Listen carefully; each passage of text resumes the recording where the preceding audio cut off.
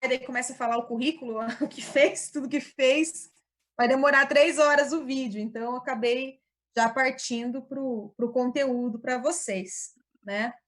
Mas fazendo uma rápida apresentação, quem estava aí desde o começo viu conversando com o Piva, enfim, de decoração, de papel de parede, de obra.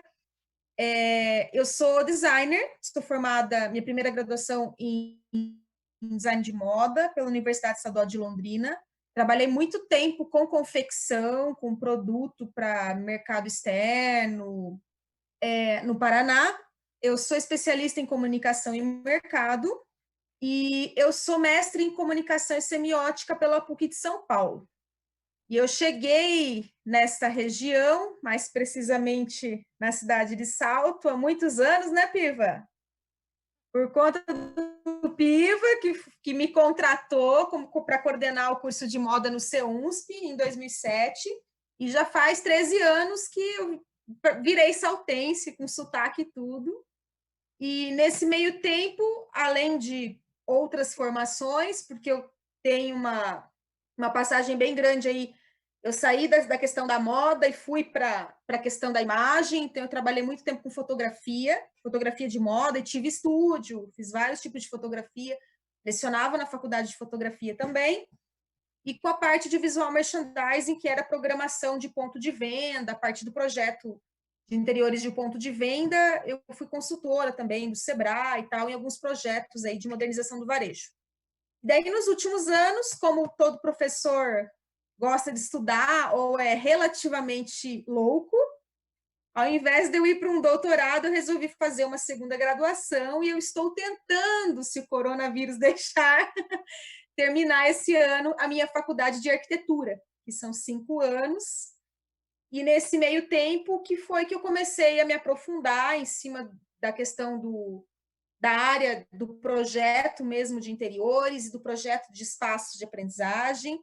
E daí surgiu a oportunidade de estar participando desse grupo de professores muito legal para contribuir com o livro, né, que a gente criou, com metodologias, e falar qual é a diferença, como que esse espaço ele vai impactar aí na percepção do aluno, vai impactar no aprendizado. E hoje eu estava falando agora com o Piva, porque a gente está passando por uma mudança, né? Essa questão do coronavírus está tirando as pessoas de dentro da escola e mantendo as pessoas em casa, né? Que é um espaço que não está adaptado para o estudo, né? Com pais que não estão adaptados a fazer a gestão desse processo, ou ficar muito tempo com os próprios filhos para fazer a gestão da educação deles, eles passam isso para a responsabilidade do professor. Até eu vi bastante gente colocando em rede social que era uma loucura estar exigindo ensino à distância, cobrando prazos de alunos, porque é um momento difícil e os pais estão tendo que trabalhar à distância e administrar a educação. Realmente não é fácil, né? E está todo mundo tendo que passar aí por grandes adaptações, né? Então, com certeza, quando a gente retornar à vida normal, que eu acho que vai acontecer só depois de setembro, outubro, quem sabe esse ano, né? Porque, assim, muitas pessoas vão mudar muito de vida, a gente vai ter que reavaliar várias coisas, e com certeza a escola e esse processo todo do ensino à distância, que está todo mundo passando agora, né? Essa questão de uma certa autonomia para o estudante vai ser cada vez mais necessário, porque ninguém volta para trás, ninguém desaprende alguma coisa. Então, tudo isso que a gente está aprendendo e que a gente está vivenciando nesse momento, ela vai ter consequência, né? E ela vai resultar em como a gente vai se comportar aí no próximo ano e nos próximos anos, né? E com a educação que já estava vindo num movimento bastante intenso de transformação, principalmente por causa do público-alvo, não vai ser diferente, né? Como vai ser, a gente ainda está começando a imaginar, para depois modelar ideias, mas com certeza vai ter mudança até no ensino público, enfim, né? Independente da idade. Então, fiz já a minha apresentação, já falei do assunto. E aí, Piva, como que eu falo? Eu entro em dúvidas?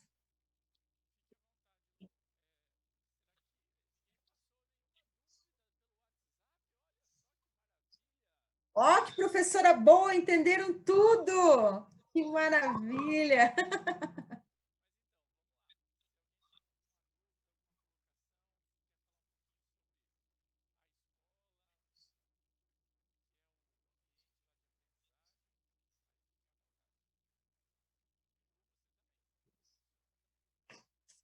Pode deixar.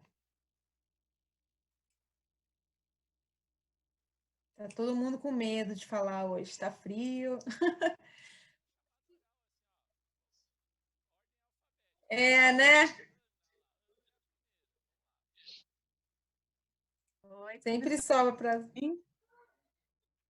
Estão me ouvindo? Sim, Ana, boa noite. Boa noite. Então, eu sou coordenadora no ensino técnico, Ah, que legal. na Guardinha, em Salto, não sei se a professora conhece.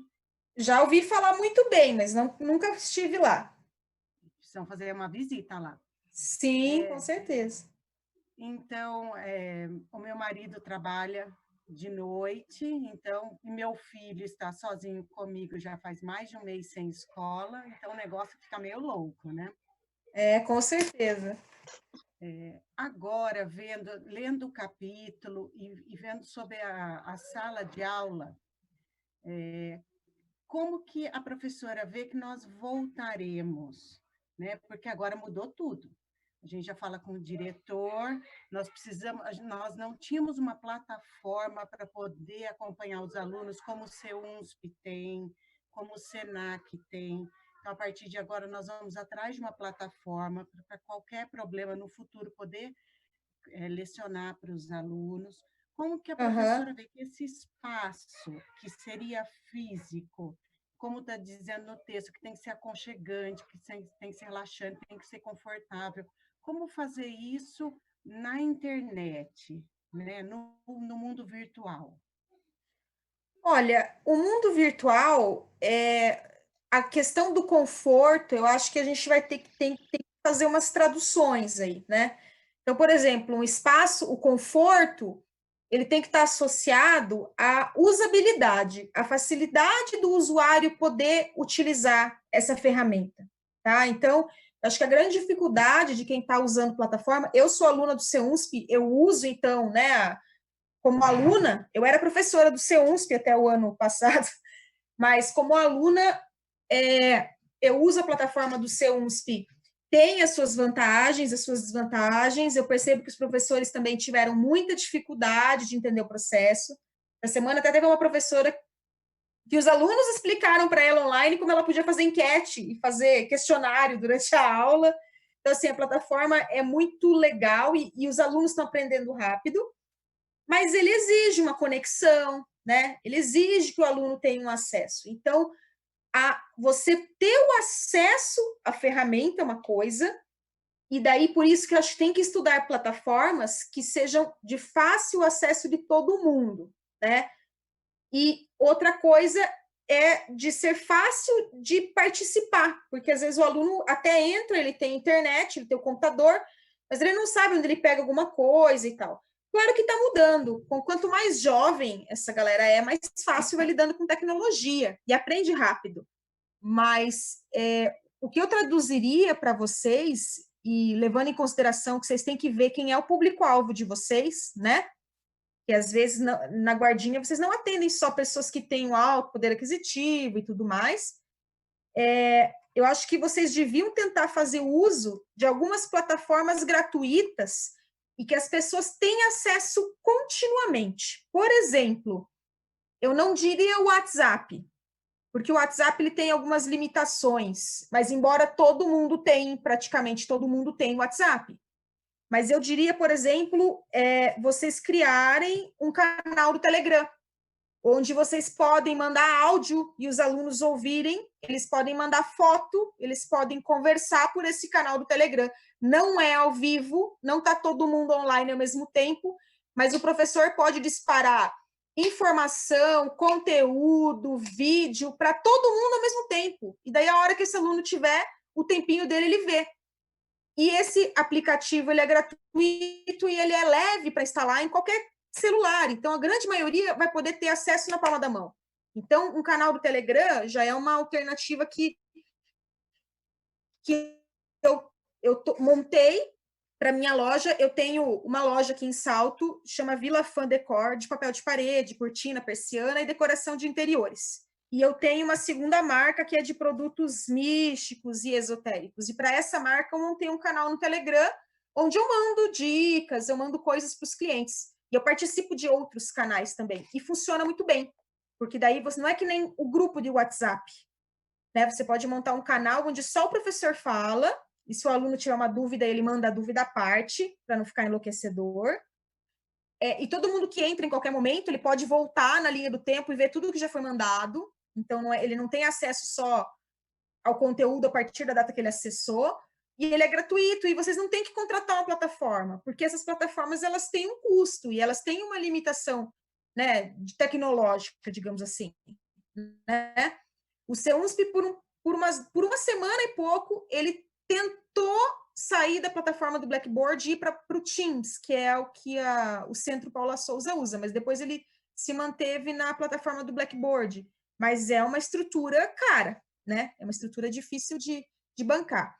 Eu não conheço outras plataformas de ensino, talvez o Piva possa até contribuir com isso, né? Que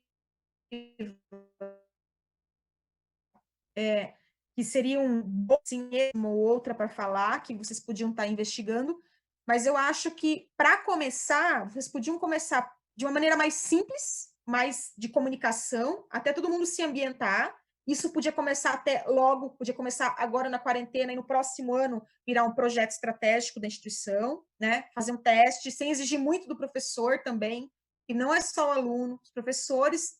Eu estava comentando com o Piva, a gente está sobrecarregado, teve que refazer todos os planejamentos de aula com todas as datas, porque mudou tudo, né? Tudo que estava pronto, você teve que parar e fazer de novo, aliando a tensão de estar nesse momento, né?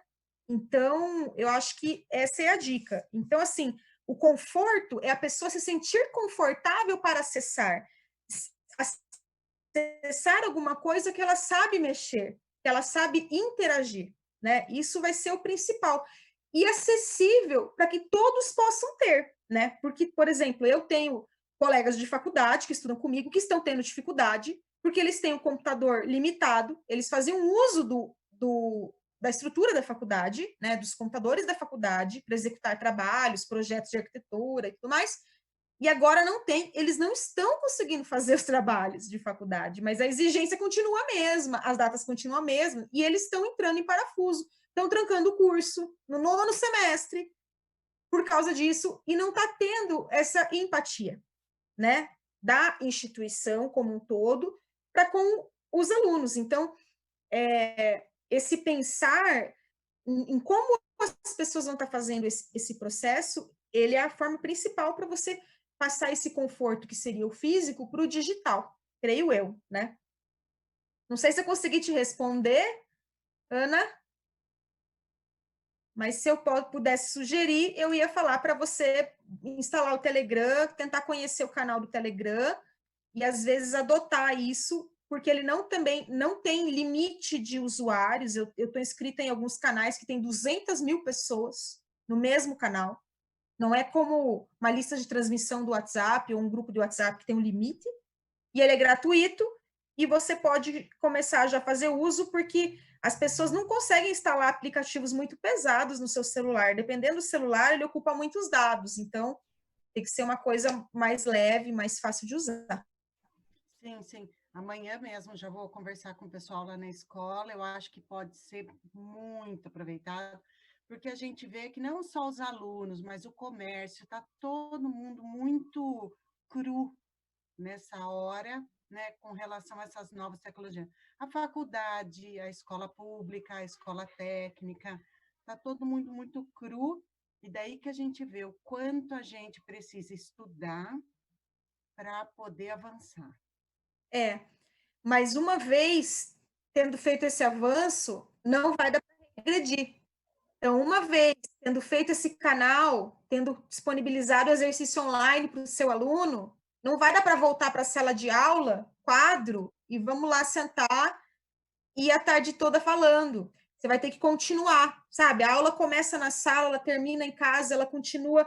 O estudante, as pessoas têm o seu horário para fazer as coisas. Eu, por exemplo, por trabalhar já há 15 anos como professora à noite, eu virei uma pessoa noturna, sabe? Minha cabeça começa, nossa, ter ideia depois das 10 da noite. Eu escrevi meu mestrado na madrugada. Mas não me peça para acordar cedo. Para mim é um suplício ter que acordar cedo e ir para aula de manhã. E os alunos, eles também passam por isso, porque eles ficam até tarde jogando coisa no computador e blá, blá, blá. E de manhã, eles vão acordar na sala depois das 10, depois do intervalo. Né? Mas não é que eles não vão render, mas eles podem render num outro momento, né? E explorar as linguagens que eles têm facilidade. Por exemplo, live de Instagram, live de YouTube, eles sabem fazer vídeos rápidos. Antigamente, se eu pedisse um trabalho em vídeo para os meus alunos, eu tinha que ficar 2 aulas explicando como fazer o vídeo. Agora eu falo, gente, eu quero um vídeo para a semana que vem. Eles já têm 20 aplicativos melhores do que os meus, já fazem com uma super desenvoltura, né? O vídeo. A gente não tem que ensinar a fazer o vídeo, né? Era igual quando dava aula de Windows, né, Piva? Você quis dar o Windows. Eu fiz curso de Windows, 90 e poucos lá. Agora não, a pessoa sabe ligar o computador, né? Claro que eu descobri que essa geração jovem tem uma dificuldade com o Word terrível, direito, nada. Mas coisas que antes a gente tinha que fazer curso, né, para aprender a mexer, hoje é muito mais fácil, hoje a gente tem recursos, né? Por exemplo, tem muita ferramenta gratuita. Eu estava dando, na disciplina da FATEC, eu leciono design gráfico para o curso de eventos. E eu trabalhava alguns softwares, como, por exemplo, o CorelDRAW. E agora, em casa, os alunos não têm CorelDRAW. E eu não tenho como exigir que eles instalem um programa que é comprado. Eu não tenho como exigir que esses alunos instalem um software pirata, porque não é certo. Então, eu tive que refazer toda a minha disciplina e eu estou utilizando ferramentas gratuitas online, como o Canva, que já tem designs interessantes e tal. Por quê? Porque a gente vai ter que achar soluções que sejam acessíveis para todos, né? E o desafio é esse, mas quando todo mundo estiver acessando isso e quando todo mundo já estiver confortável com essas tecnologias, isso vai estar incorporado já no nosso trabalho, a gente não vai voltar para trás, né? Então, eu sugiro, o que seria legal, talvez, para começar, cria um canal do Telegram interno, sabe, da direção, para os professores, para os coordenadores, para vocês começarem a conversar. Cada professor pode ter o seu canal, ou dá para fazer um canal da turma, e cada professor é administrador, e no dia da aula, ou no momento da aula dele, não sei como é que é as divisões de vocês, o professor vai colocar aquele conteúdo, né? Ou quando voltar para o presencial, o professor ele dá o plus que está lá, porque está no celular. O aluno não vai escrever seu xerox em casa, ele vai pegar e ele vai ler no celular, né? Até ontem eu estava falando com os alunos de captação de recursos, falando para ele, olha, vocês não podem falar com o investidor e enquanto o cara fala, anotar no celular, porque senão ele vai olhar achando que vocês estão conversando no WhatsApp com alguém, vocês têm que ter um caderno, uma agenda para anotar, porque não pega bem, mas eles andam, as pessoas andam com o celular o tempo inteiro na mão. Então, alguma coisa que seja acessível mobile, que permita movimento, eu acho muito importante.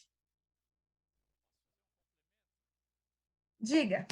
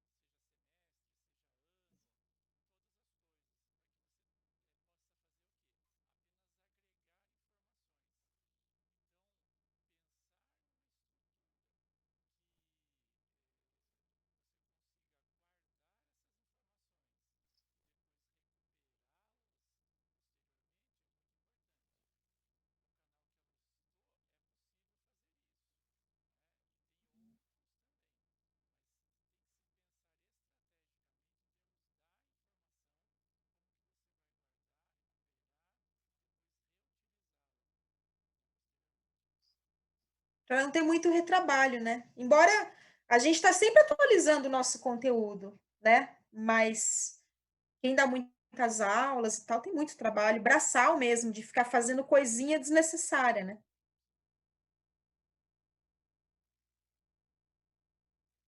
Quem mais? Depois da quem vem? Eu acho que é o Celso. Nossa, o Celso é mudo aqui. Não fala muito.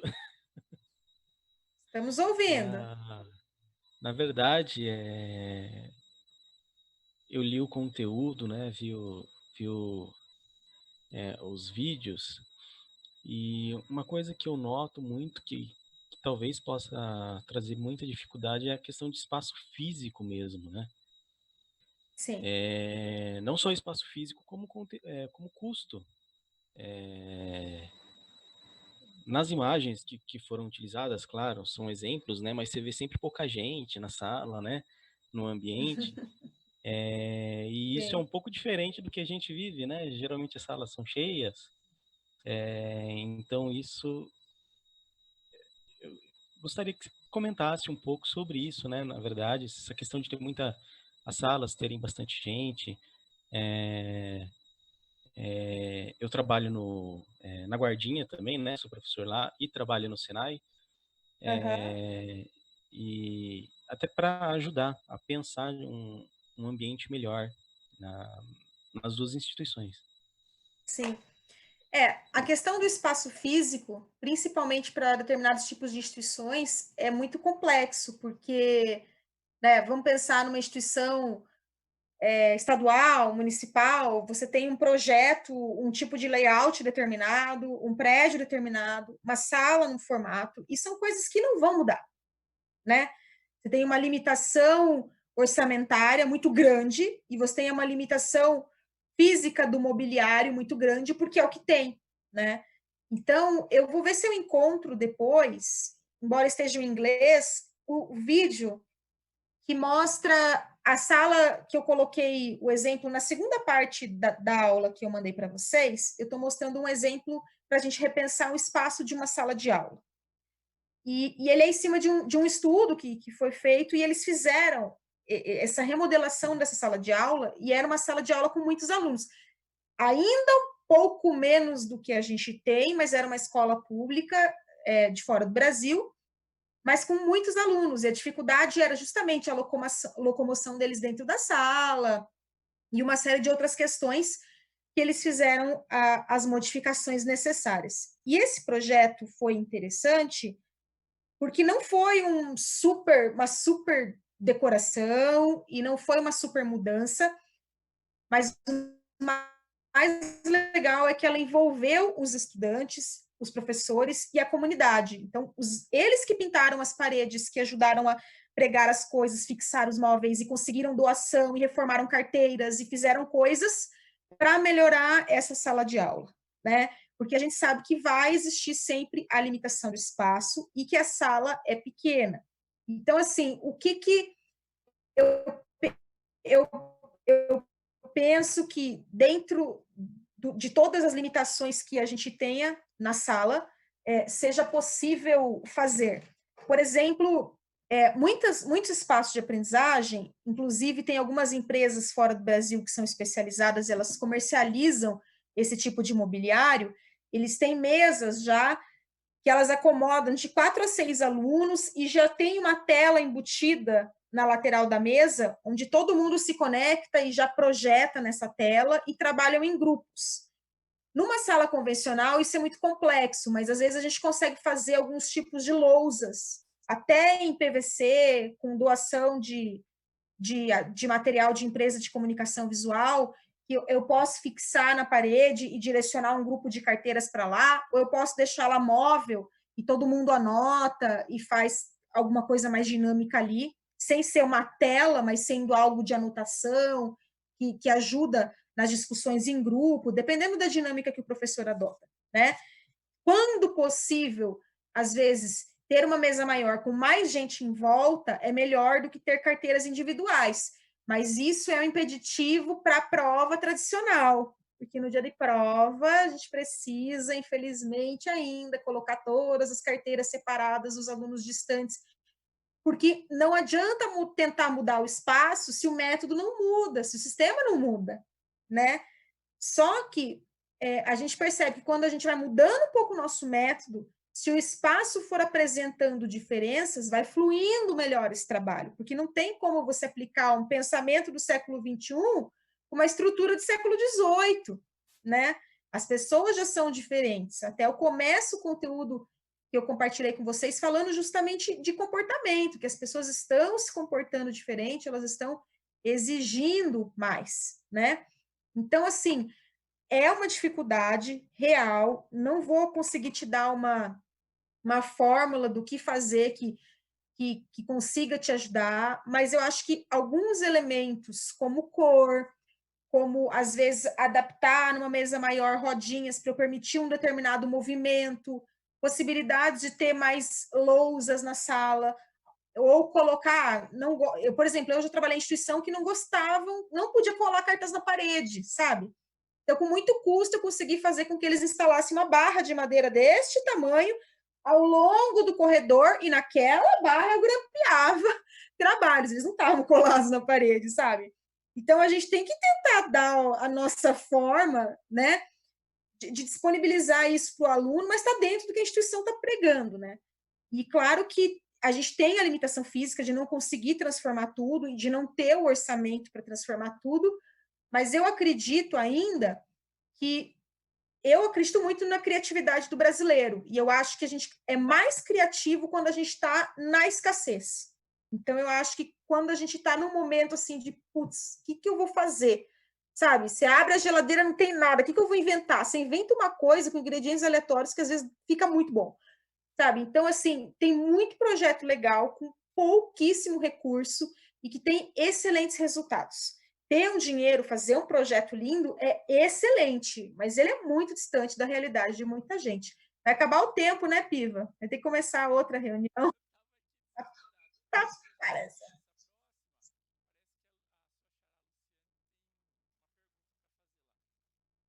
Beleza, então, que vai cair aí já. Vamos, tô conectando aqui para pegar o link. Grandes, né? Aqui em Salto, o comércio, né? Como acho que todas as cidades estão passando por isso, mas eu acho que no próximo ano dá sim para pensar em alguma iniciativa que as pessoas participem disso com vocês e daí ajudem a mudar lá o cenário para vocês. No caso da Guardinha, agora no Senai, já é uma instituição que talvez teria que ir por outros caminhos, né? Mas obrigado pelo ensino. E aí, Xará, Luciane, você tem uma pergunta? Deixa eu abrir aqui. Oi, boa noite, tudo bem? Oi, tudo bem? Tudo jóia. Então, não, eu só queria, naquele momento que você estava falando da escola pública, né? Que eu sou de escola pública de Itu, né? Escola municipal, na verdade. E realmente tem todos esses entraves, né? Que é aquela escola, as classes são daquele jeito, é aquela quantidade de carteira que eu tenho que ter dentro da sala. Uhum. Só que, assim, sempre há criatividade. Porque a gente, lá na escola, a gente vê isso do professor. Então, assim, às vezes o professor, ele modifica as carteiras, ele coloca as carteiras em outra posição, ele faz zoo, ele faz grupo. Então, assim, aquele professor que busca isso, que busca essa novidade, né? Sim. E na medida do possível, foi falado, olha, não é mais para encher a escola de VA. Então, foi praticamente proibido, vamos proibir esse negócio de VA. Então, assim, elas começaram a ter alternativas, né? E agora, há também o oposto, aquele professor que não aceita. Então, assim, teve um momento na minha escola que o professor da manhã queria fazer a sala um dia em U ou em diagonais, sabe, diagonais? As crianças entravam de 4, na verdade de 4, mas nas diagonais. E a da tarde não aceitava. Então, era todo dia ter que alterar as carteiras para voltar. Então, chega um momento que até a professora cansa, entendeu? Então, assim, tem os dois lados, né? A gente vê aquela criatividade, aquele empenho, né? De realmente, como você falou, do pouquinho, de virar a cadeira de um lugar, de fazer né, um quatro junto, de fazer de pôr algo na parede, de trazer algo numa aula especial. Então, assim, isso eu já vi. Professoras que trouxeram materiais de casa ou materiais de outros lugares, sabe? Trouxeram uma pessoa para falar. Então, eu acho que tudo isso conta muito.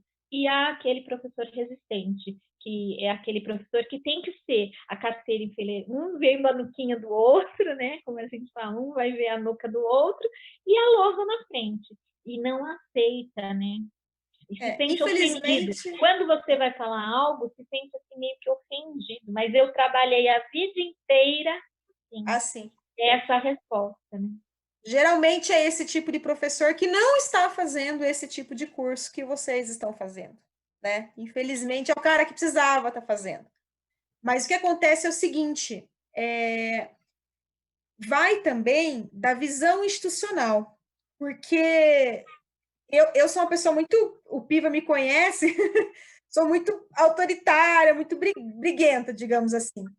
E quando eu coordenava o curso, olha lá, ele fazendo cara, imagina, né? Quando eu coordenava o curso, eu era muito clara, ó, é a minha cara que tá tapa, então vocês vão fazer o que eu quero que faça. Então, assim, se existe uma instituição onde a liderança, às vezes, quer uma mudança, mas ela não consegue assumir isso, e tá. Por isso que eu falei o tempo inteiro para vocês que qualquer projeto de espaço de aprendizagem ele tem que estar alinhado com os valores da instituição. Se a instituição não está preocupada em mudar os seus processos, em pensar valores focados no público do século XXI, o professor não vai se sentir obrigado a estar mudando a sua forma de pensar, né? Então, assim, eu acho que o mundo inteiro está passando por mudanças. A gente tinha pessoas que tinham algumas crenças com relação à estabilidade do trabalho, porque é concursada, porque eu vou fazer desse jeito, porque ninguém me tira da minha posição, e hoje isso já não acontece mais, né? Hoje, né, por exemplo, Centro Paula Souza não é um funcionário estatutário, vai chegar um momento que se você não, se o curso fechar, ou se você não for competente, ou se você aprontar alguma coisa que não devia, você vai sair. E você tem que se atualizar. E se você quiser garantir a sua aula, você vai ter que se atualizar, você vai ter que pegar uma matéria extra, você vai ter que entender de EAD. Não é porque o Centro Paula Souza está exigindo, é porque o mundo gira louco e o mundo não para de girar. A gente não vai poder ficar sentado no nosso lugar, né? E as pessoas estão tendo que viver, esse momento de quarentena está fazendo todo mundo cair para trás.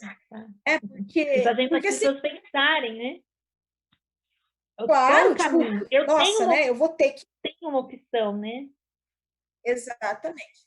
Então, assim, eu acho que muita gente vai sair diferente desse processo de isolamento, e eu espero que os professores que estão sendo obrigados, que não gostam, mas eles estão sendo obrigados agora pela instituição a participar desse tipo de coisa, eles vão começar a perceber que tem suas desvantagens e que tem as suas vantagens, sim, né? Eu estava até numa reunião, a professora, todo mundo falando, como era difícil EAD, a professora falou, eu achei uma maravilha, eu posso estar só com uma blusa, não ter nada embaixo, que ninguém vai saber, eu não preciso gastar combustível para ir, no intervalo eu vou ali na minha cozinha, tomo um café, eu não vou gastar.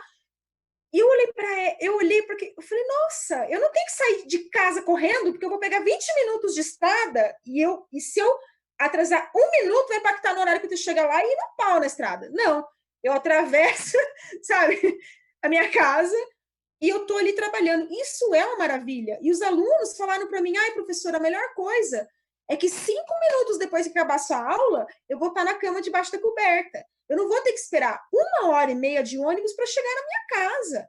Então, tem essa vantagem. E a aluna falou, nossa, professora, peraí que tá passando o carro dos churros, eu preciso comer. Eu falei, não, vai lá, a aula está sendo gravada. Se você perder o que eu vou falar nos próximos 15 minutos, você retoma depois e você vê. Não tem problema, porque tá ali, tá online. Então, olha quanta facilidade, que as pessoas que eram resistentes, elas vão ter, estão começando a perceber a facilidade.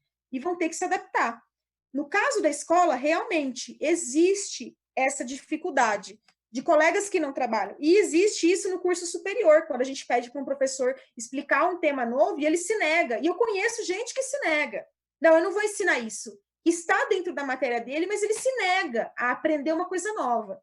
Eu, como já estou fazendo a segunda graduação, que já mudei, né? Eu comecei dentro da moda, fui para comunicação, fui para imagem, depois fui para o interior, depois fui para arquitetura.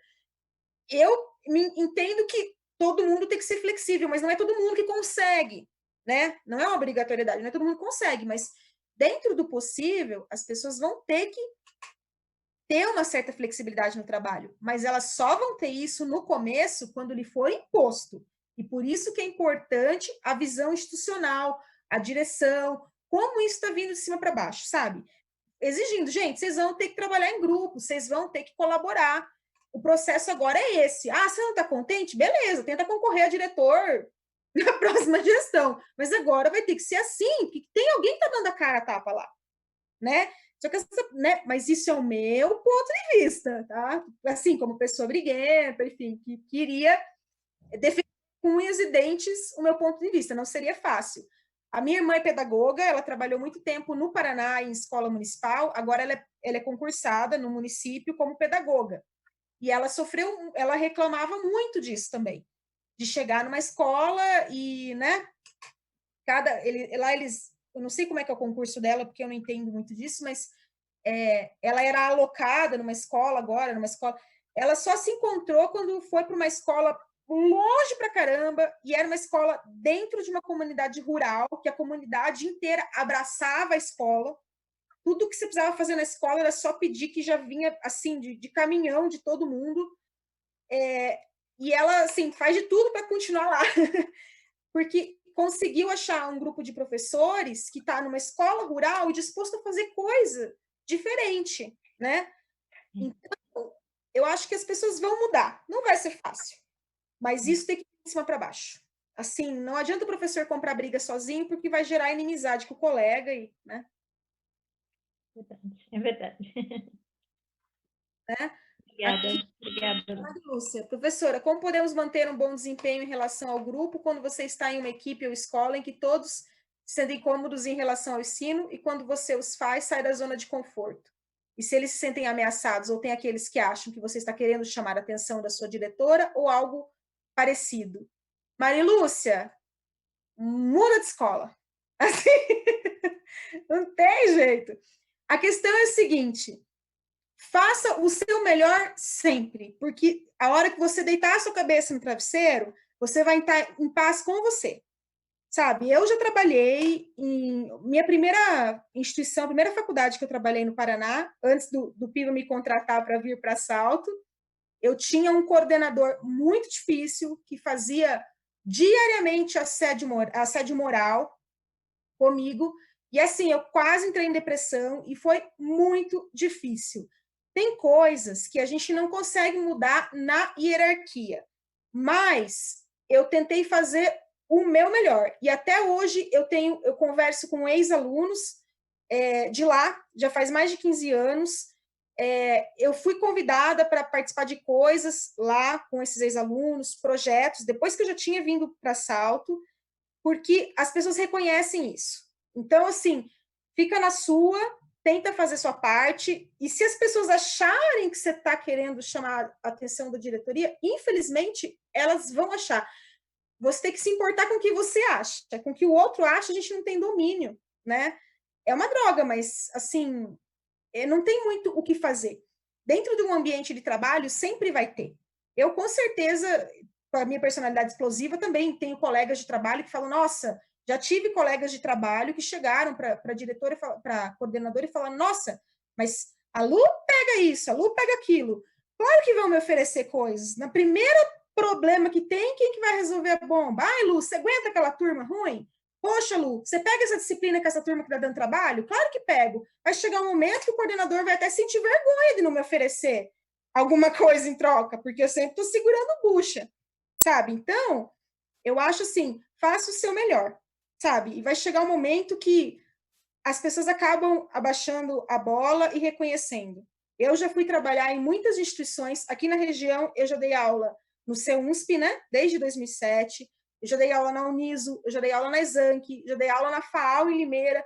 E todos esses meus trabalhos foram por indicação de colegas que trabalhavam comigo e que, às vezes, no primeiro momento, não me amavam, mas que viam que eu dava conta do recado e eu era competente. Então, acabavam me indicando, e, enfim, eu fui trabalhar nesses outros lugares porque me indicaram para lá. Então, é difícil mudar a cabeça das pessoas, mas quando um trabalho começa a dar resultado, não tem como negar. Quando uma turma começa a aparecer, mostrar resultado, mostrar empolgação com a sua aula, enfim, não tem como negar, né? Então, eu acho que essa resposta seria mais comportamental, é uma questão de como você vai saber lidar com o que os outros acham de você mesmo. Né? Então, Lu, acho que era isso, né, Luciane? Pulamos. Pularam. Certo. Deixa eu até voltar um pouquinho no comecinho da fala, que a professora estava comentando sobre as plataformas. Eu estou usando na minha escola uma que eu achei bem legal, eu acabei conhecendo nessa época agora, né?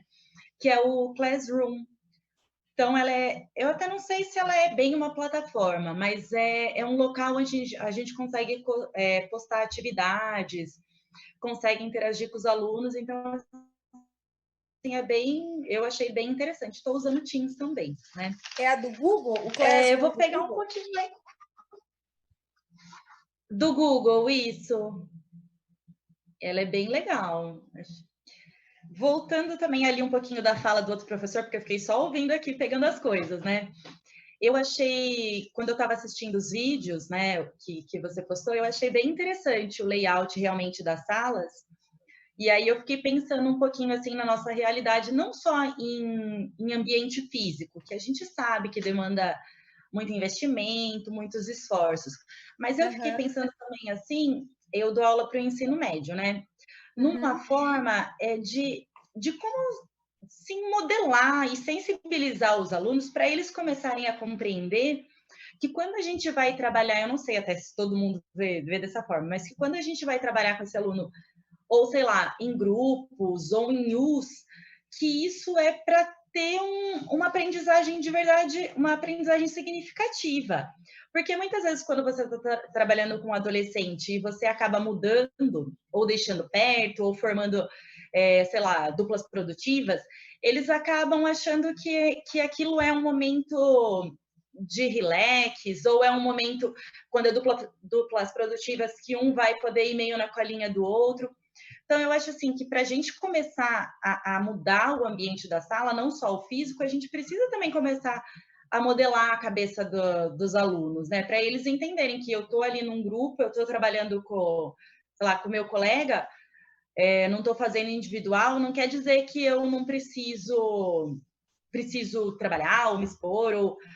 Então, eu acho que isso, assim, para a faixa etária que eu trabalho, é bem desafiador. Eu sempre tento também tá mudando isso, é bem diferente quando, né, vocês viram os exemplos, eu coloquei escolas, né, desde muitos exemplos de faculdades, mas também tinha escolas infantis. É muito diferente quando uma criança, ela já chega pequena num ambiente assim, onde o ambiente proporciona, e o método aplicado proporciona que ela tenha autonomia, e ela entende que ela tem que ter autonomia e virar.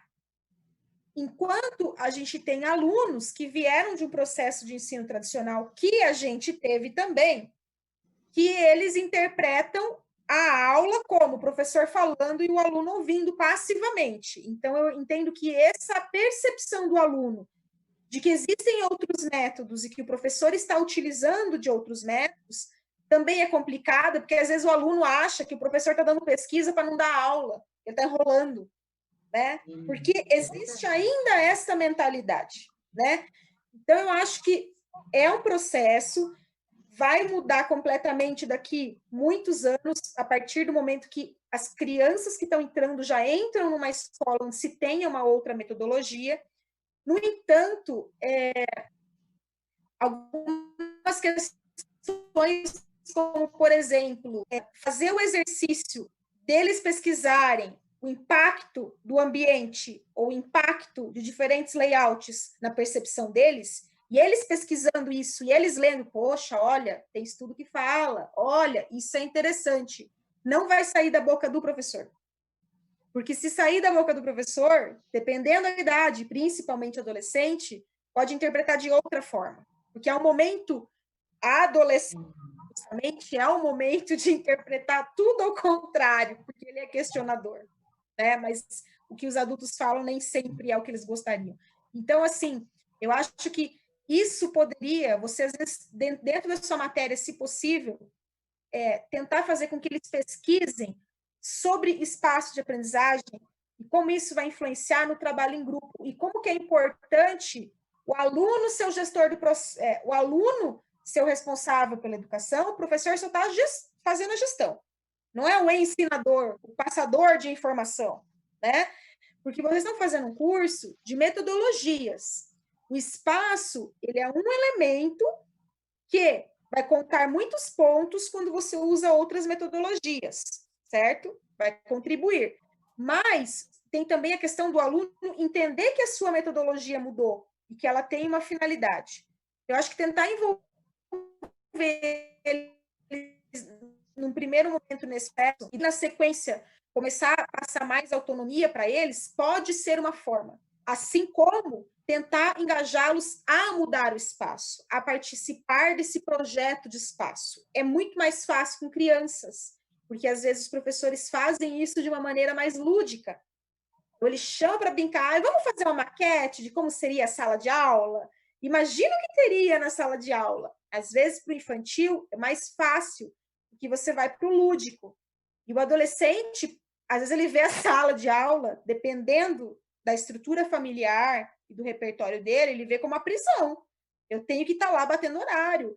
Porque a percepção da educação nessa geração está muito distorcida. Eu tenho visto uma quantidade absurda de adolescentes ou pessoas jovens que não vão fazer ensino superior porque eles acham que não precisam, porque eles vão vender curso pelo Hotmart. Porque eles vão montar o negócio deles com 19 anos de idade, eles não precisam fazer faculdade. Tá? Então, eles não estão valorizando esse ensino. Isso, o adolescente também não está valorizando o ensino. Ele vê muitas vezes aquele momento lá da escola pública, puta, eu tenho que cumprir tabela. Eu vou aqui. Claro que não é regra, tá? Mas existem alunos que têm essa percepção. Então, chamar eles para participar do processo é mais difícil no caso do adolescente, mas eu acho que é extremamente necessário para ele perceber que tem uma contribuição dele lá, né? Que ele está ajudando. Não dá para fazer, às vezes, pelo lúdico, mas, às vezes, você pode usar alguma estratégia de gamificação ou, tipo, gincana, alguma coisa que eles tenham algum prêmio, porque é uma geração que gosta de ter um prêmio, né? Gosta de jogar e mudar de fase. Então, às vezes, dá para tentar fazer algum movimento com eles dessa forma, tentando utilizar alguma linguagem que eles gostem, né? Então, a gamificação, você vai ter alguma coisa, vamos fazer uma gincana, cada um vai projetar um espaço, vamos ver se vocês conseguem doação para isso. Esse aqui vocês vão imaginar, vamos fazer um concurso, então, nós vamos eleger dentro da sala quem que vai pensar esse espaço aqui, esse espaço vai ser o espaço de vocês dentro da sala, né? Tem instituições que não permitem fazer isso dentro da sala. Imagina chegar uma diretora e você ter um puff lá no fundo da sala com um aluno jogado. Não, ela quer todo mundo na carteira, né? Mas tem instituições que permitem. E às vezes aquele puff, para ele ficar jogado no intervalo, sabe? Vai fazer muita diferença. Porque eles vão ficar em rodinha lá, conversando, né? Porque não é só, eles não estão aprendendo só enquanto o professor está falando, né? Então, eu acho que você tem que ir para essa estratégia da gamificação para tentar chamar esse público para você, para construir junto. Eu acho que o infantil é mais fácil e o adolescente apresenta isso, realmente. E para ele entender que você vai estar usando outros métodos, porque senão ele acha que o professor, às vezes, está enrolando, não quer dar aula, ele fica dando pesquisa, fica dando estudo de caso, e não está lá gastando saliva no quadro. né, Piva? Não existe essa percepção do aluno? O aluno que foi adestrado nesse ensino que a gente teve, ele acha isso, né? É difícil a gente mudar.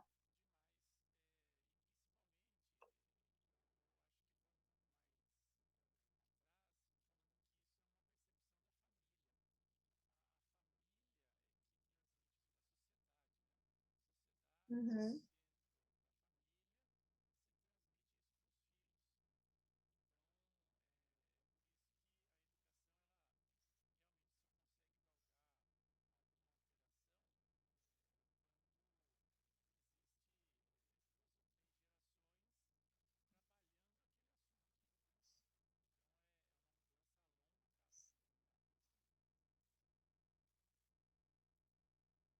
Exatamente. Tem um documentário sobre a escola. Eu não vou saber lembrar o nome agora, mas eu vou procurar ele, depois eu disponibilizo para você colocar no blog o link. Eles entrevistaram professores e gestores de escolas pelo mundo, tem várias da América Latina, inclusive, que foram premiadas, e eles explicam algumas coisas bem interessantes com relação a essa mudança de percepção do público-alvo e do aluno virar um gestor desse processo.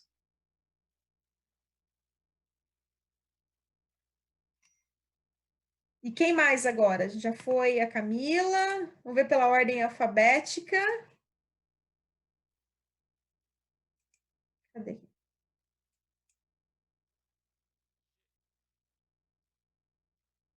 É Lonei ou Ionei? Ionei? É que eu não entendi se era um L ou se era um I. Eu acho que é. Não, é a Gidailma, né?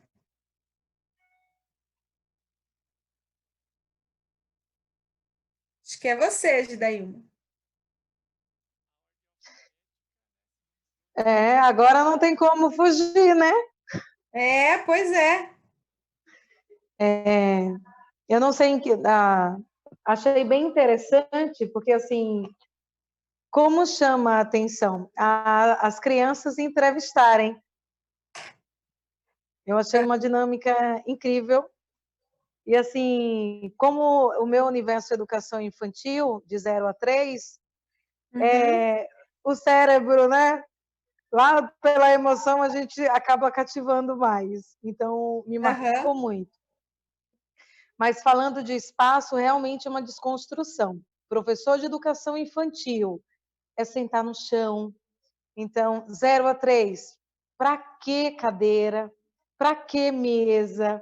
Se aprende verdade. vivenciando, né? Se aprende brincando.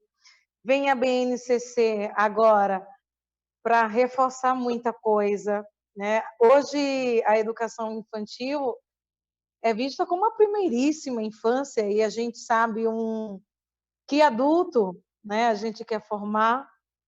Vem a base para assegurar, para a gente poder formar melhor os professores, para a gente poder repensar, dar um significado novo às nossas práticas. Assim, esse encontro para mim foi muito bacana, não desmerecendo os outros, mas esse eu consegui estar muito mais inteira. Que legal. São dúvidas que a gente enxerga como um olhar diferente. Nossa, eu nunca tinha pensado nisso. Então, foi bem bacana. Ai, que legal.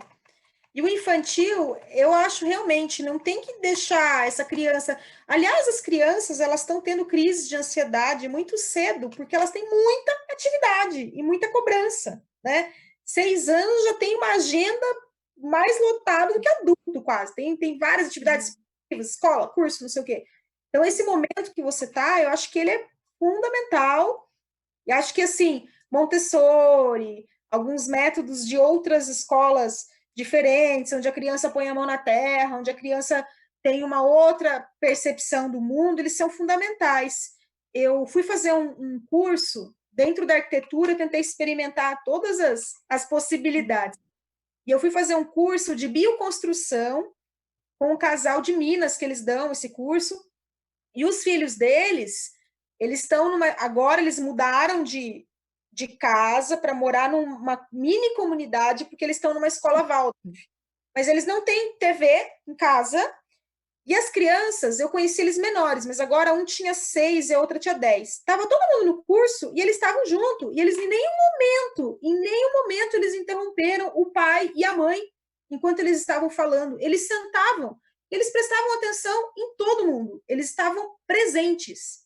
Eles não estavam chamando atenção. E aquilo me marcou muito, porque das crianças que eu conheço da cidade, né, o tempo inteiro elas têm que estar chamando a atenção dos pais para elas, e elas precisam o tempo inteiro ter alguma coisa, porque elas foram adestradas pelo celular. Desde pequenininha, a mãe fazia eles calarem a boca botando galinha pintadinha no restaurante, para eles ficarem desligados na mesa, assistindo aquilo, né? Então, o cérebro deles, se tiver calmaria, eles enlouquecem, porque eles precisam o tempo inteiro estar processando uma imagem e estar vendo algum movimento. E daí chega na escola, eles não param, porque às vezes, dependendo do professor, do ensino, é mais calmo do que isso. E eles tocam o terror. Então, eu acho que realmente esse momento, né, 0 a 3, imagina, 2 aninhos, que você quer que essa criança fique sentadinha, né? Você quer que ela brinque, você quer que ela experimente, que ela construa. Eu acho muito importante você dar uma estudada nos modelos de escola da Finlândia. Eles têm um trabalho muito lindo com o infantil, com essa coisa da experimentação. Tem aqui uma professora muito legal, ela é diretora do Instituto Federal de Salto, que é a Karina, e ela fez vários cursos, ela ficou um tempão na Finlândia também, então ela tem uma experiência muito legal. Claro que o dela eu acho que é mais para tecnológico e tal, mas ela teve esse contato, porque as escolas lá são referência. Né? Eles começaram a perceber que a criança tinha que brincar, que a criança tinha que ter outras coisas, porque, né, o Google já vai responder, não precisa decorar um monte de coisa. Né? Os meios de comunicação como extensão do homem, o homem já tem o segundo cérebro na nuvem, é só perguntar para a nuvem. Então, assim, eles precisam ter outras percepções, outras sacadas que se desenvolvem de outras formas.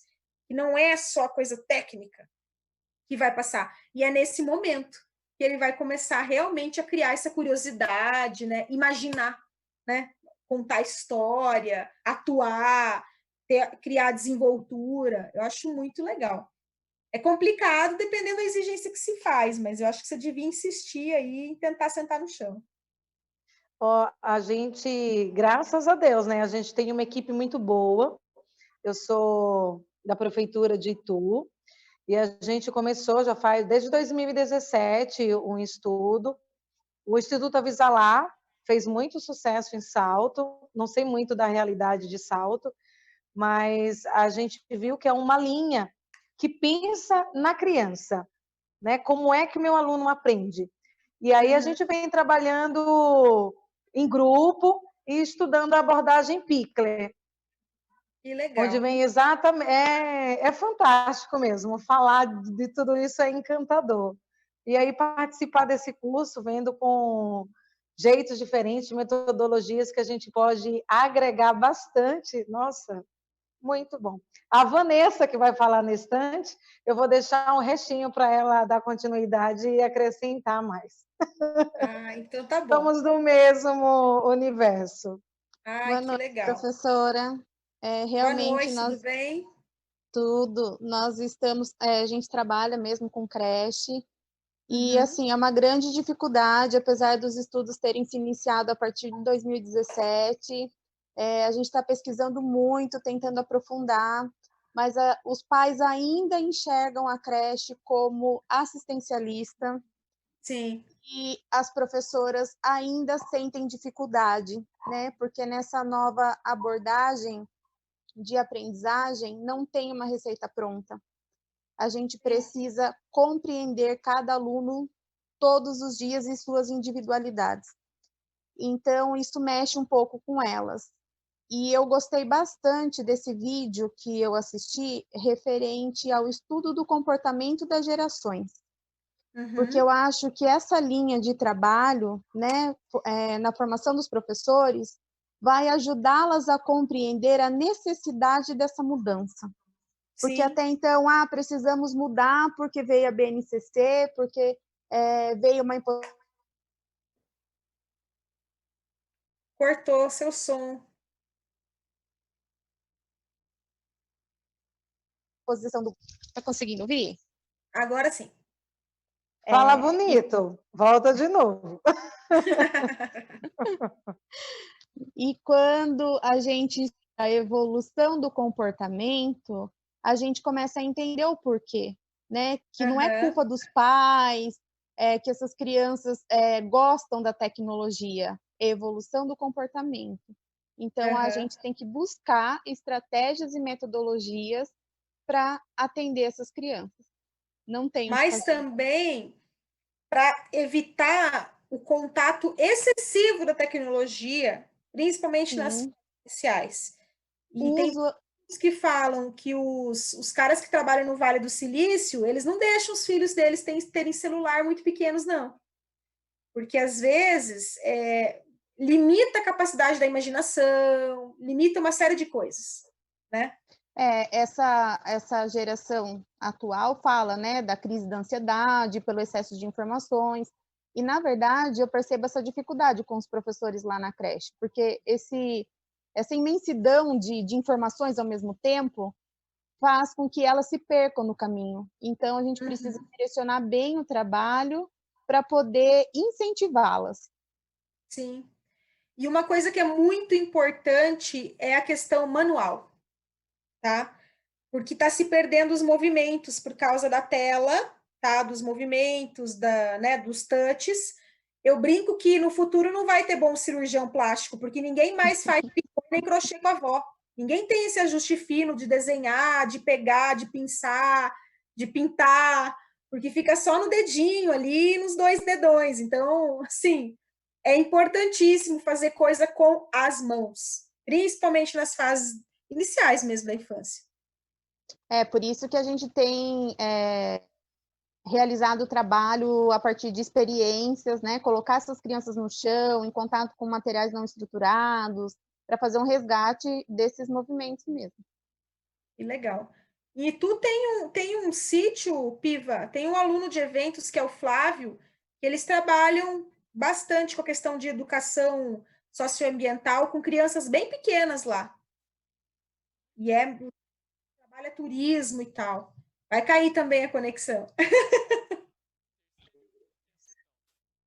Vamos para o último, gente.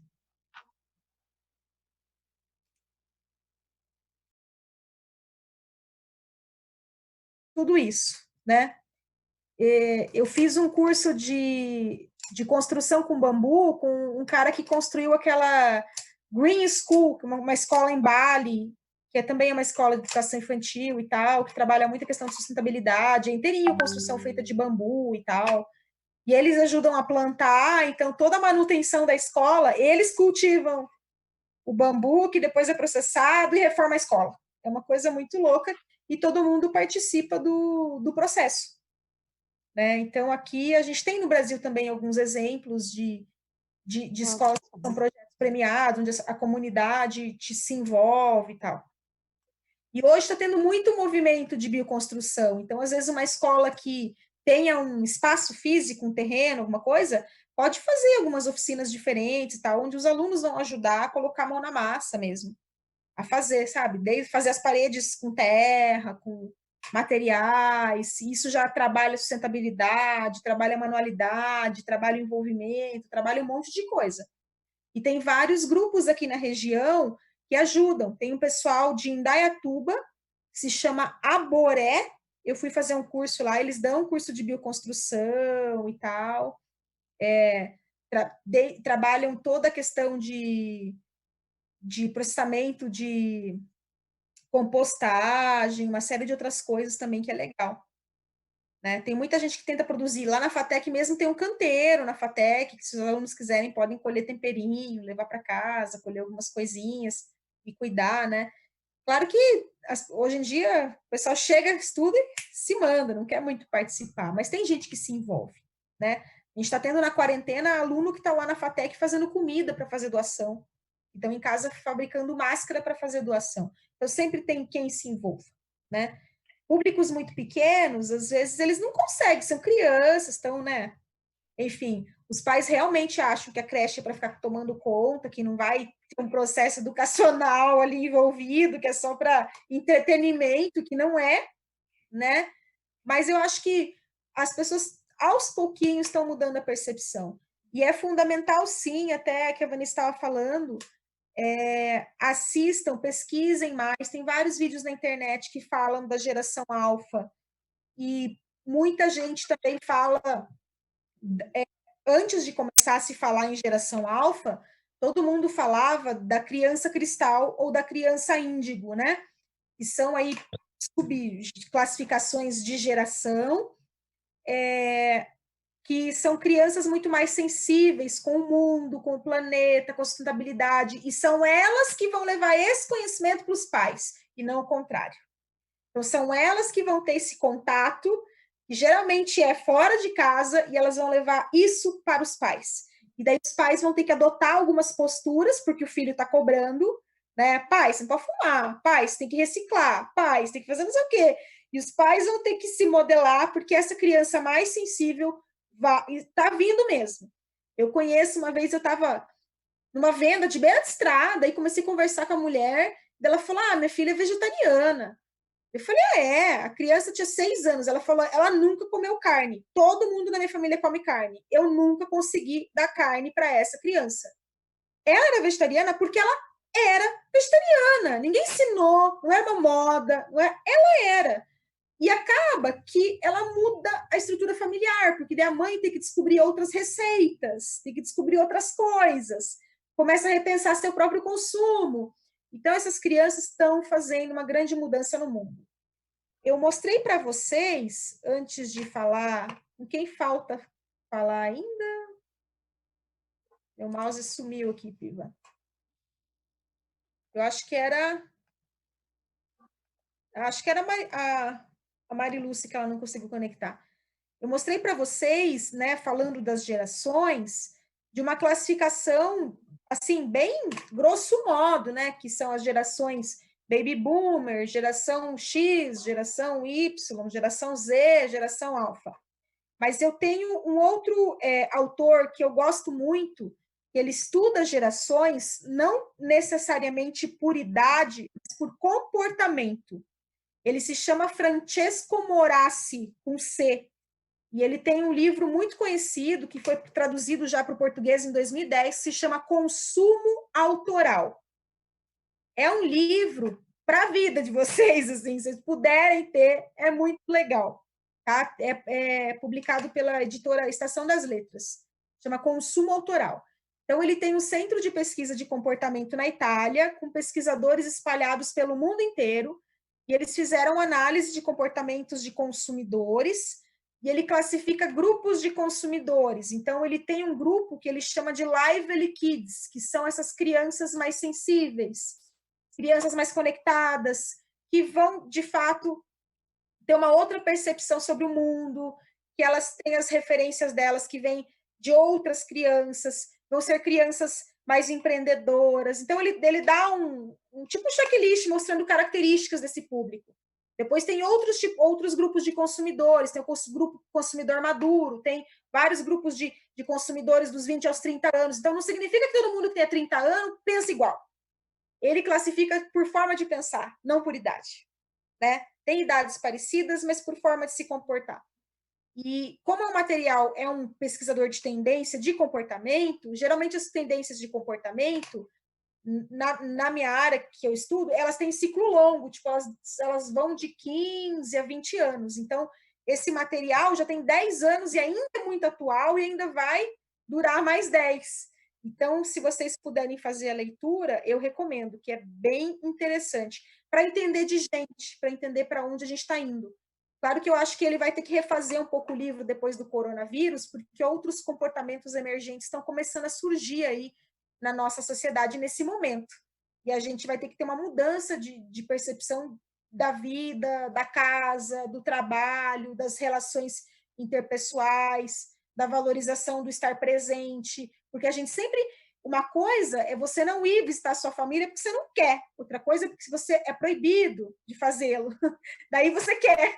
É igual quando você tem que fazer dieta, Putz, daí que dá vontade de comer doce. Você não precisa comer doce o mês inteiro, mas se você botou na cabeça que está fazendo dieta, daí que você tem vontade, né?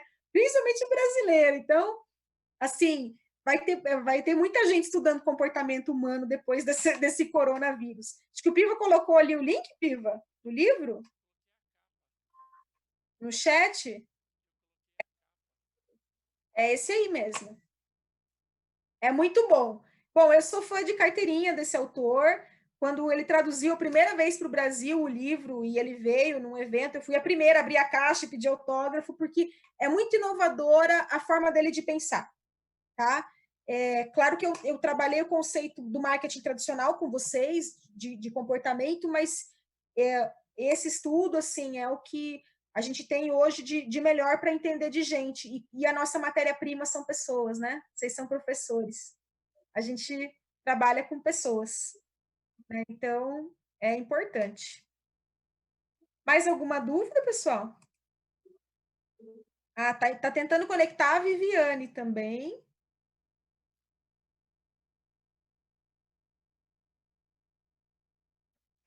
Acho que do grupo aqui faltava a Marilúcia e a Viviane. Ou se alguém tiver mais alguma pergunta também.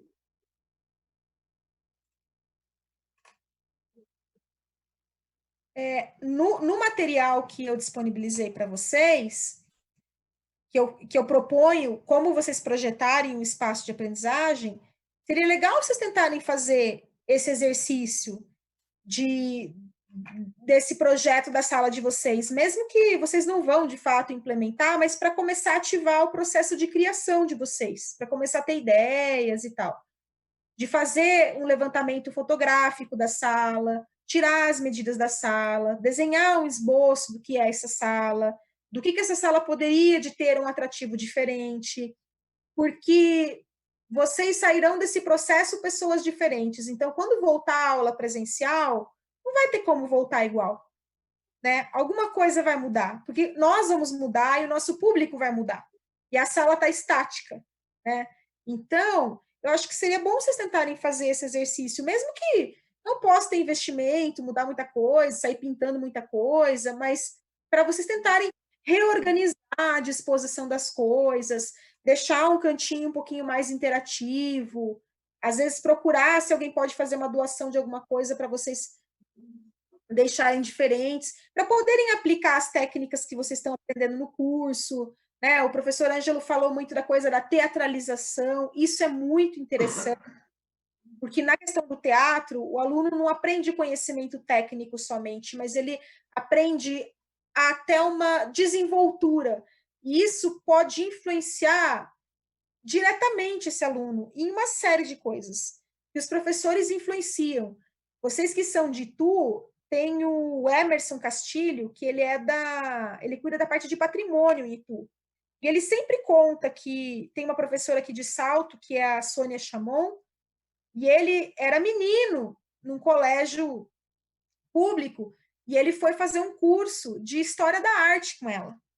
E esse curso mudou tanto a vida dele que ele foi para o Rio de Janeiro estudar museologia, ele fez mestrado, fez doutorado, ele é pós-doutor em patrimônio e agora ele é o secretário em Itu, sabe? Então, assim, foi uma professora que incutiu essa ideia nele e eu acho que a gente faz isso todo dia. A gente não tem, às vezes, o aluno não conta para a gente, né? É difícil o aluno que volta e conta, mas a gente faz isso todo dia. Então, tentem fazer alguma coisa diferente no espaço de vocês. Viviane, que conseguiu conectar agora, está me ouvindo? Você tem alguma dúvida, algum questionamento? Oi, boa noite. Estou tentando aqui ainda conectar direito aqui o Oi, sistema. tudo bem? Tudo bem? Assim, eu sou nova em sala de aula também, né? Não sou recente. Então, assim, os estudos ele vem me agregando bastante para tentar me readaptar a esse novo estilo agora de aula, né? No EAD, que para nós, assim, no nível universitário, ele já tem mais, que temos mais prática, né? Mas para o pessoal de ensino médio, ensino fundamental, é uma realidade totalmente diferente, né? Então, assim, estamos nos readaptando, né? Sim, com certeza. E a gente não desaprende, né? Então, tudo isso vai ser levado aí para a vida e para melhorar mesmo o nosso desempenho. Com certeza, a gente vai conseguir agregar muita ferramenta, muita coisa interativa, né? Eu, por exemplo, quando a gente ministrou esse curso no ano passado, no Unicamp, e foi feito um último encontro onde os alunos podiam apresentar suas propostas, o que eles estavam desenvolvendo, e eu aprendi muito com os trabalhos, porque os alunos do curso eram professores, e a hora que eles começaram a contar como eles usam determinado aplicativo, como eles fazem tal exercício, sabe? Eles usam jogos que eles criaram para dar aula e ensinar de tecido para a turma de medicina, células epiteliais para a turma de medicina. E você vê o negócio e fala, nossa, que legal! Então, assim, tem 1000 maneiras de ensinar. E a gente aprende a cada momento. Eu aprendi muito com aqueles professores que estavam lá para aprender comigo, né? Então, é sempre uma troca. E você falou que está começando agora, né, com professor e tal. Eu, por exemplo, eu falo que eu nasci professora universitária, porque quando eu me formei, eu, na sequência, fui dar aula. Então, eu comecei a dar aula em faculdade com 21 anos. E 100% da minha turma era mais velho do que eu. Então, para mim, assim, foi um choque, porque eram pessoas que eram curso de tecnologia do vestuário, eram pessoas que já trabalhavam na área há pelo menos 20 anos, e estava lá uma pirralha de 21 ensinando os caras como fazer. Pensem bem, né? Então, hoje eu não teria essa coragem, mas na época ainda bem que eu tive. Então, a gente está o tempo inteiro ensinando e aprendendo. E eu não tive, por ter uma formação de bacharelado e tal, muito conhecimento em cima da própria educação, né? Minha formação não é licenciatura, então eu não conhecia os autores, metodologia era uma coisa muito abstrata, eu tive que estudar muito para entender, pegar umas turmas difíceis, enfim, a gente vai se desenvolvendo no processo, né? É claro, eu acho que eu falo que eu invejo muito o pessoal da educação infantil, porque vocês têm muita base, o pessoal que tem uma formação em pedagogia, uma formação em magistério, tem muita base para ensinar. O cara que é bacharel e ele tem um conhecimento técnico, de repente ele vira professor, ele não tem essa base para ensinar, né? Assim, como eu já fui coordenadora há muitos anos de curso de graduação, eu tinha dificuldade para contratar, porque tinha gente que às vezes fazia mestrado e doutorado, mas o problema do professor é que ele sabia do conteúdo, mas ele não sabia lidar com gente. Então, o aluno sofria na sala de aula, porque ele falava, nossa, professora, esse professor sabe muito, mas eu não consigo assimilar, eu não consigo nem chegar nele, porque ele não consegue lidar com a gente, né? E a gente está o tempo inteiro tendo que lidar, não se adaptar, mas lidar com uma matéria-prima bem diversa, né? Pessoas são muito diferentes umas das outras. Então, eu acho que é um desafio, por isso, parabéns para vocês estão buscando uma formação continuada, estão buscando aí melhorar nas suas diferentes áreas, né? Tem gente que é no ensino médio, que é no ensino infantil, porque isso é extremamente necessário, a gente não pode ficar parado.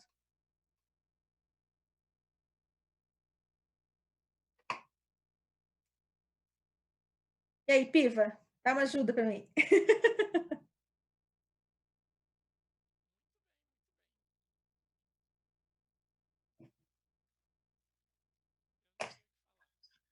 Não? Ah, então tá bom.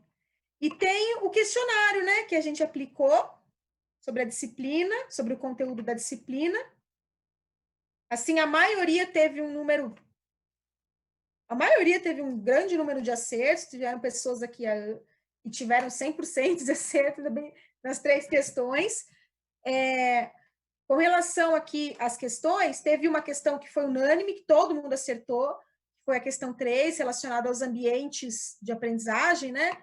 Os ambientes que permitem a exploração, fazem com que os estudantes possam criar, possam imprimir sua marca, possam se sentir participantes do processo, as competências sejam melhor desenvolvidas, de forma ativa e participativa, e também se desenvolva uma sensibilidade para o audiovisual, para a liberdade e para a personalização. Pensem que a gente está numa sociedade onde a personalização ela é muito importante, todo mundo personaliza tudo, né? Você compra uma capinha do celular diferente, mas daí tem o suportinho, tem o sticker, e principalmente público infantil e adolescente precisa disso para ajudar a formação da sua identidade. Por isso é que eu falo muito identidade na questão das gerações, né? Essa personalização, essa autotransformação, desde mudar muito a cor do cabelo, usar uma roupa muito louca, ou ter uma atitude muito questionadora, ou muito provocativa até mesmo, né? Porque faz parte desse momento que eles estão vivendo, eles precisam se reconhecer como gente, então eles usam esses recursos, né?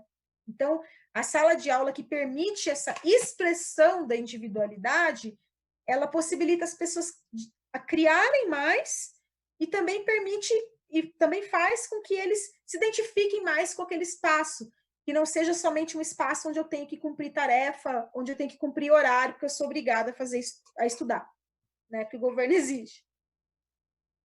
A questão 2, quando a gente pensa no projeto de um espaço de aprendizagem, ou simplesmente em remodelar a nossa própria sala de aula, a gente tem que observar alguns princípios, né, para garantir uma eficácia do projeto. Então, foi pedido para selecionar a alternativa incorreta, né? Então, a primeira alternativa, o conforto é um elemento muito importante, porque transmite senso físico e mental de bem-estar. Deve estar associado ao mobiliário, proteção térmica, acústica e luminosidade. Isso é uma coisa meio básica, né, gente? Infelizmente, os projetos das nossas escolas não priorizam isso, né? Mas é importante. Eu falo lá pela FATEC, né? A FATEC é quente no verão e extremamente fria no inverno. Ele foi um projeto bem pensado para ter tanta ventilação que nos mata, mas só no inverno. No verão, aquilo é muito quente. E é um projeto padronizado, é um modelo de prédio que se reproduz. Ah, Ionei entrou?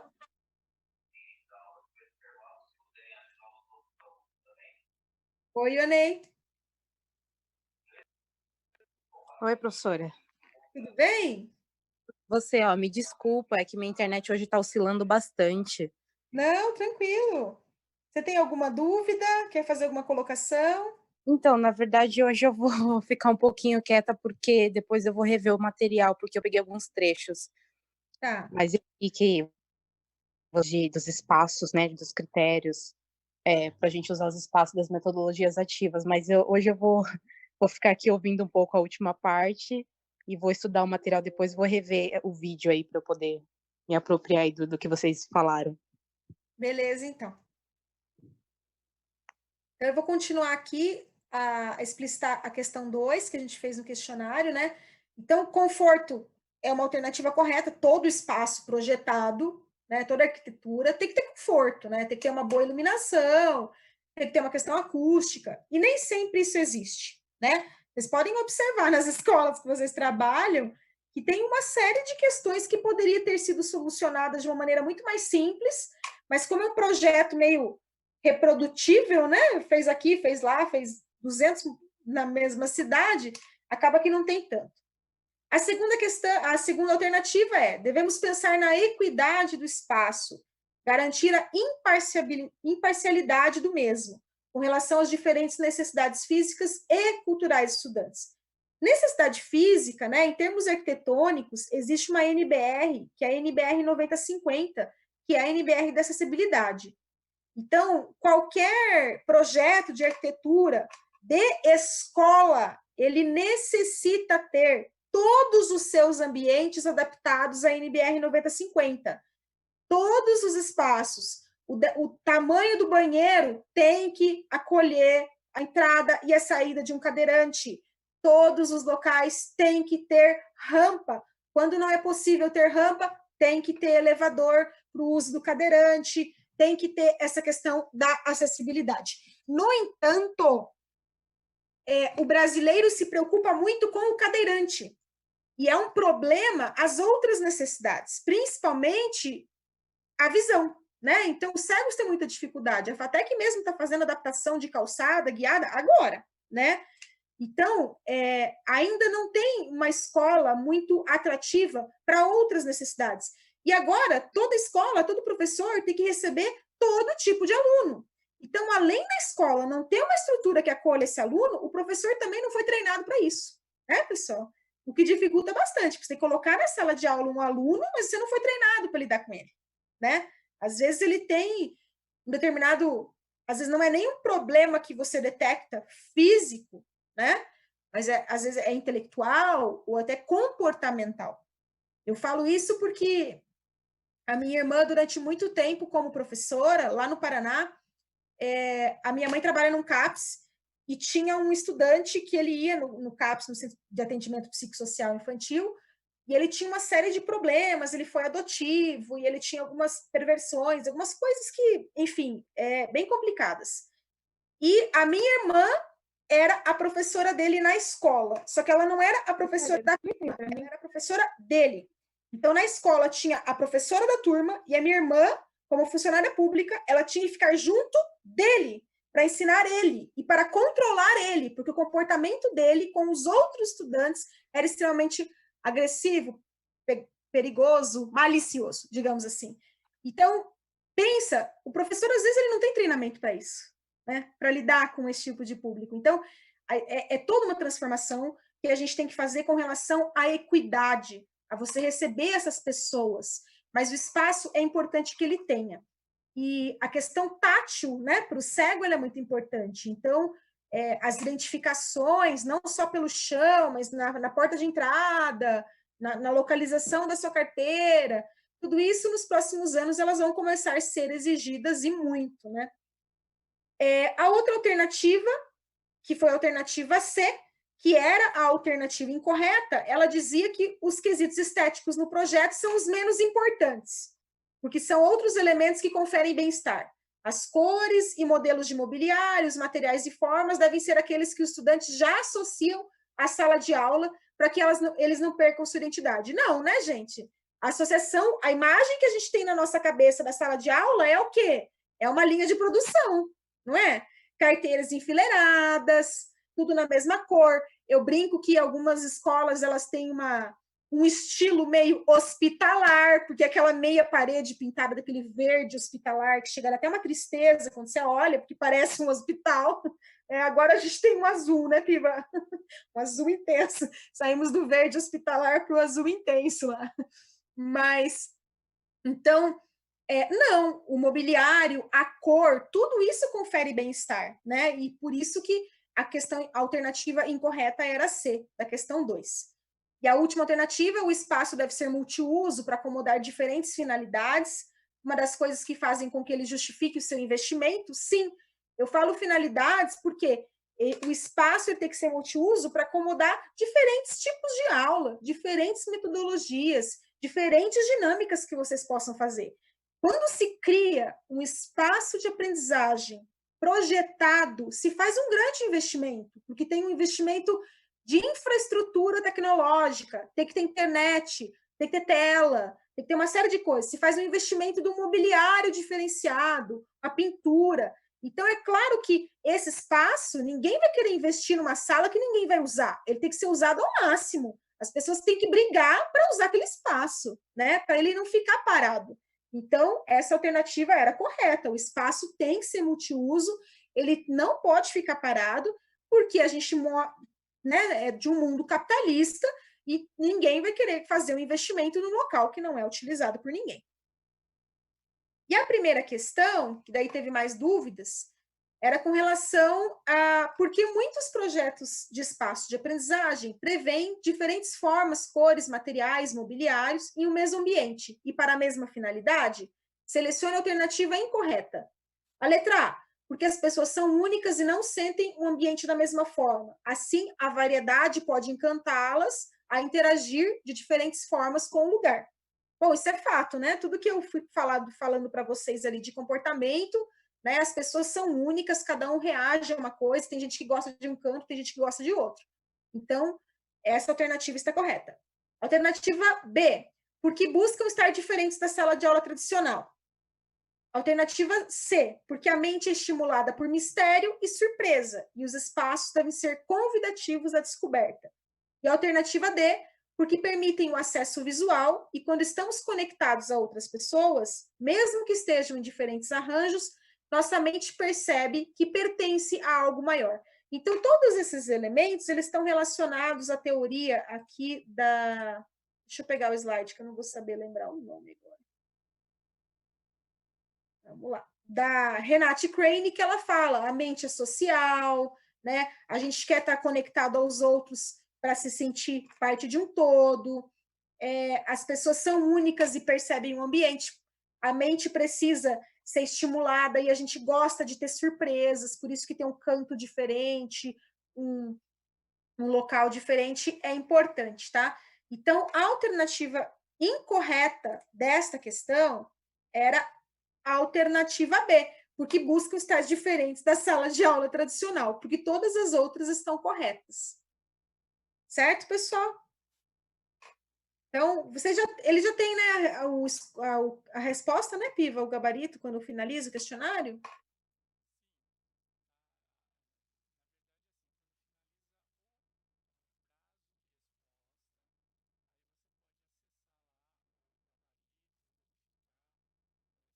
Tá. Beleza. Acho que quem teve mais dificuldade foi a Vivi, mas como ela falou, acho que a Viviane não conseguiu estar acompanhando, né, Viviane? Não, eu cheguei atrasada também, mas eu não conseguia acompanhar a aula também completa. Então tá. Então é por isso mesmo, mas é isso, gente. Eu espero que vocês tenham gostado do conteúdo. Acho que o espaço ele é fundamental. A gente vê isso todo dia na casa da gente, né? Acho que nesse momento de quarentena as pessoas estão cada vez mais percebendo isso, né? O quanto a nossa casa interfere onde a gente está. Eu vou disponibilizar para vocês aqui o Instagram da minha loja, entrando lá na bio, tem um monte de links. Eu tenho um e-book sobre decoração para casa, que é um material que eu desenvolvi que se chama Decoração Afetiva. E lá eu falo de um autor que na verdade não é um autor, ele era um artista e um arquiteto do século XX, que se chama Friedrich Hunter de Wasser, que lá na década de 20 ele criou o conceito das 5 peles, que o homem ele é envolto por 5 peles. Então, a primeira pele é o corpo, a segunda pele é a roupa e a terceira a pele é a casa e as construções que ele habita. A quarta pele é o entorno social e a quinta pele é o planeta. Nós somos influenciados por todas essas peles e nós influenciamos todas elas. Isso significa que onde a gente está, o ambiente onde a gente está, ele nos influencia diretamente. A sua cor, a sua energia vibracional, porque tudo é energia, e eu não estou falando de questão mística, tá? Né, Piva? Isso é física, quântica. Então, assim, tudo isso nos influencia. Então, se vocês tiverem alguma curiosidade, ou se quiserem até depois aplicar isso na casa de vocês, eu vou deixar aqui o Instagram da minha loja, aí vocês entrem lá no link da bio, tem o link para fazer o download do e-book, ele é gratuito, tá? Claro que ele é voltado para casa, para design de interiores, para as pessoas que estão nesse momento até de quarentena. Eu fiz ele antes, mas ele está sendo muito útil nesse momento de quarentena, onde as pessoas estão passando mais tempo em casa e precisando repensar sua casa e organizar. Eu mesma estava falando para o Piva no começo da aula que eu tenho uma loja de papel de parede e eu não tinha na minha casa papel de parede. Então, eu tive que, na quarentena, instalei, fiz algumas coisas para poder trabalhar, para poder personalizar mesmo o espaço de trabalho, porque eu tenho um espaço em casa, né, um home office e tal. Na verdade, era um ateliê, que agora eu transformei em home office para videoaula, mas eu nunca tinha pensado nele dessa forma. Era o canto onde eu fazia sujeira, bagunça, maquete, pintava, fazia as minhas artes. E agora eu tive que deixar ele arrumadinho, né, para trabalhar de uma outra maneira dentro do meu ateliê. Então, as pessoas estão repensando isso. Então, vocês imaginem todo esse momento onde todas as pessoas estão fechadas nas suas casas, tendo que pensar nessa questão do isolamento social, quando elas saírem, as suas relações com os espaços serão outras, né? Com o espaço da escola também. E eu acho até que será melhor, porque toda vez que a sociedade tem um movimento muito abrupto, o período seguinte, ele é completamente oposto, e as pessoas se soltam.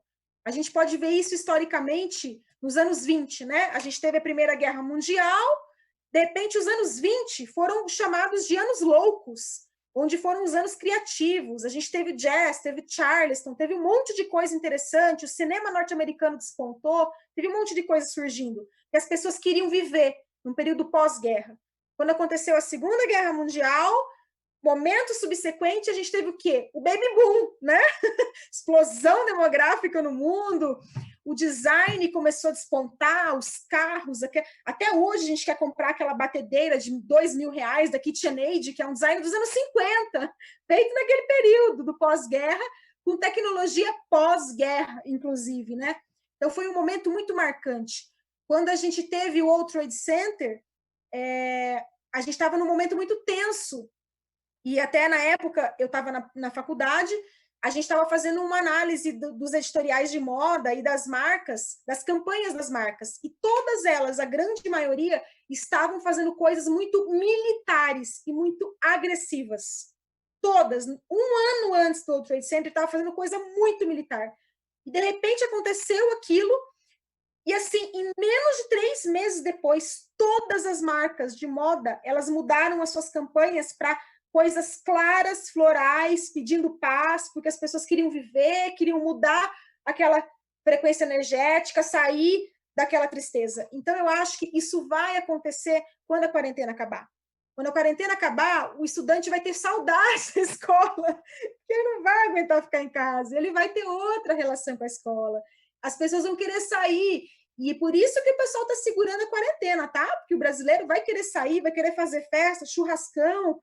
E se a gente acabar a quarentena amanhã, semana que vem, vai ter boom de coronavírus, porque a galera vai se reunir em peso. Isso é verdade, a gente vai fazer isso. Até quem não tem vontade de sair, eu falo, porque eu sou bicho do mato, eu tô louca por viajar. Então, assim, por isso que eles estão segurando, eles vão ter que segurar mais a quarentena, senão a gente vai se reunir sim, né? Então, mas vai acontecer esse movimento oposto. A gente está num momento muito fechado, e a hora que a gente se soltar, a gente vai se abrir. E o estudante vai se abrir. Então, aproveitem esse momento, tentem fazer propostas diferentes para eles. Mesmo para os adolescentes, que são mais difíceis, Camila, né? Porque eu acho que vai ser possível, sim, a gente fazer uma sala de aula diferente, aplicar, de fato, as metodologias que vocês estão estudando, porque não somente nós seremos outros professores, mas os alunos também serão outros alunos. Então é isso.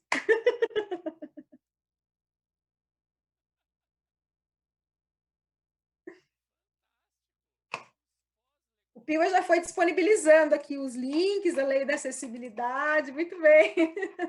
Eu vou colocar aqui o Instagram da minha loja.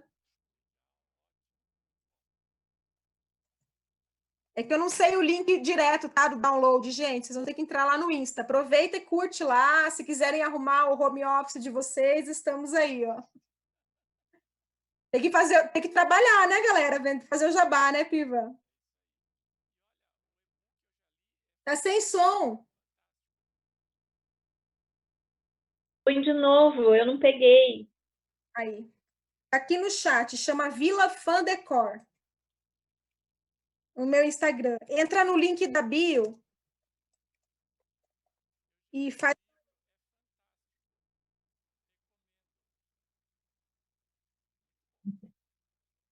Valeu.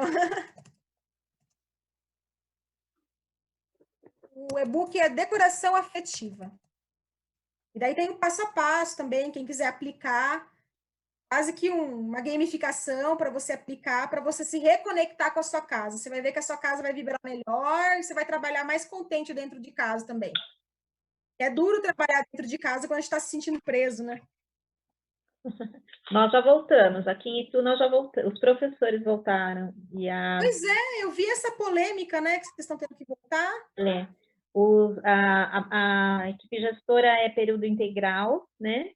E os professores vai 2 períodos, 50% vai ser na escola e 50% remoto. Nossa, que coisa. Voltamos quarta-feira.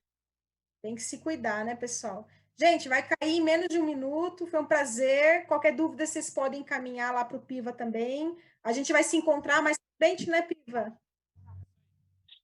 Vai ter mais um encontro lá para frente. Qualquer dúvida, vocês podem mandar para mim também.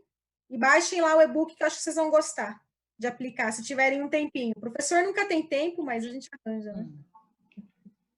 Muito obrigada, boa noite. Boa noite. Boa noite. Tchau, tchau.